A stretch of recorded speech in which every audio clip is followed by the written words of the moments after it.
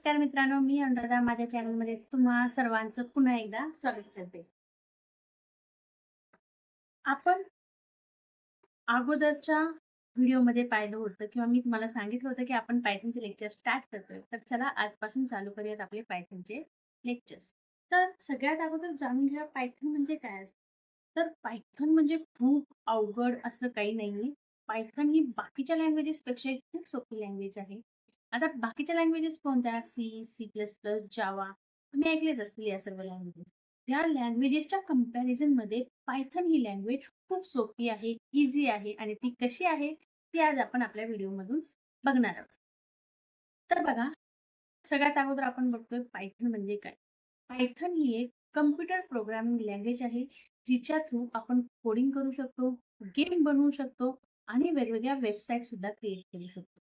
तर आपण सगळ्यात अगोदर पायथनची हिस्ट्री बघूयात, की पायथन कोणी क्रिएट केलं, कधी क्रिएट केलं त्याबद्दल.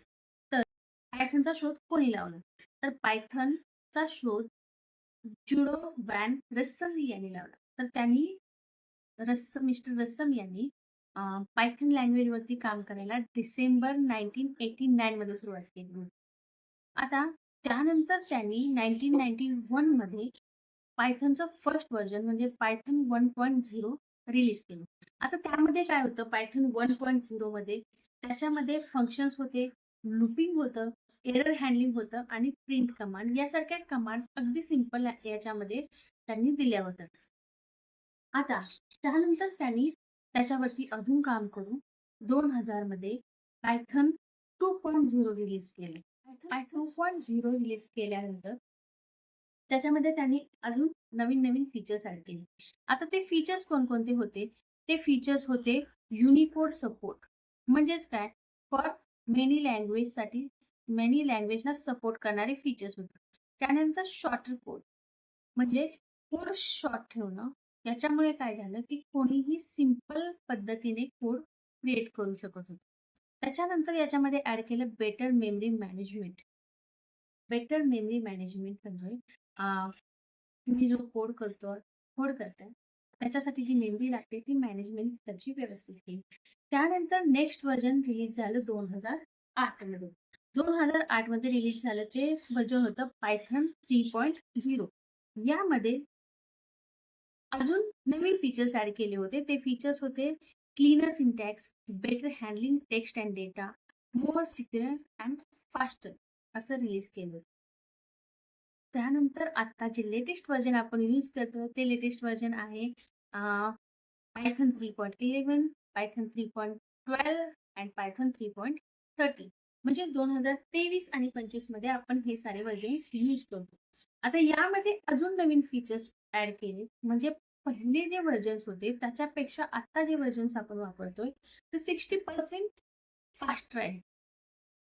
आणि याच्यामध्ये मॉडर्न लायब्ररीज ऍड केलेल्या आहेत. ज्याच्यामधून आपण AI टूल्सचा यूज करू शकतो किंवा डेटा सायन्समध्ये यूज करू शकतो किंवा वेब ॲप्लिकेशन्समध्ये पण आपण याला यूज करू शकतो. तर बघा, आता हे झाली पायथनची हिस्ट्री.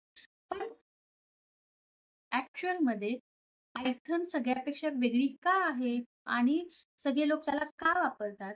तर त्याचं कारण आहे की सिंपल सिंटॅक्सिस किंवा पायथन लँग्वेजमध्ये तुम्ही इंग्लिशमध्ये जसं बोलता किंवा जे वर्ड्स यूज करता ते वर्ड्स तुम्ही यूज करू शकता. जसं की सी प्लस प्लसमध्ये तुम्हाला व्हेरिएबल डिक्लेअर करावे लागत होते किंवा पूर्ण प्रोग्राम जोपर्यंत तुमचा राईट करून होत नाहीये तोपर्यंत तुम्ही तो रन करू शकत नव्हता. तर पायथनमध्ये असं नाहीये. तुम्ही एक लाईनचा कोड जरी लिहिला तरी तुम्ही तो रन करू शकता किंवा पायथन सिंगल लाईनचा कोड एरर दाखवतं. म्हणजे तुम्ही कोणत्या लाईनला तुम्हाला एरर आलाय आणि तो एरर काय आहे तो खूप सिंपल पद्धतीने तुम्हाला दाखवतं. त्यामुळे काय होतं की तुम्ही एरर लवकर शोधू शकता आणि शोधल्यानंतर त्याच्यावरती पटकन काम करून पुढे जाऊ शकता. हे सगळ्यात महत्त्वाचं कारण आहे की पायथन जास्त सिंपल आणि जास्त यूज केली जाते. तर आता पायथनला यूज कोण करतं? तर आजकाल बऱ्याचशा मोठमोठ्या कंपन्या पायथन लँग्वेज यूज करतात.